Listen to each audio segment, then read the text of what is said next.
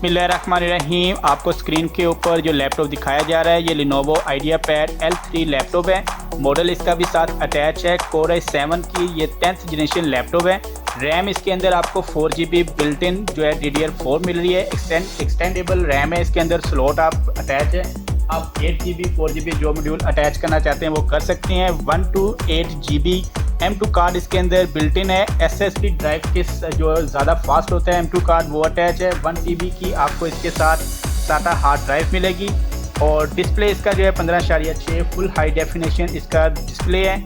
Optical drive आपको super drive मिल रही है। USB स्लॉट है, इसके अंदर LAN सपोर्ट है, HDMI स्लॉट है और इसके अलावा इसका कलर जो है आपको सिल्वर मिलेगा। बैटरी टाइमिंग इसकी 3 घंटे की है। 1 ईयर आपको लोकल वारंटी मिल रही है जो कि आप सिर्फ इसको पाकिस्तान में क्लेम कर सकते हैं। प्रमोशन पे ये लैपटॉप चल रहा है। अगर आप परचेज़ करना चाहते हैं तो 1,17,999 रुपये इसकी प्राइस है। और अगर आपने इसको परचेज़ करना है तो आप स्क्रीन पे नंबर देख रहे हैं, अरसलान शाहिद साहब हैं, आप इसको कॉल करके लैपटॉप परचेज़ कर सकते हैं। वीडियो देखने के लिए शुक्रिया। अल्लाह हाफिज़।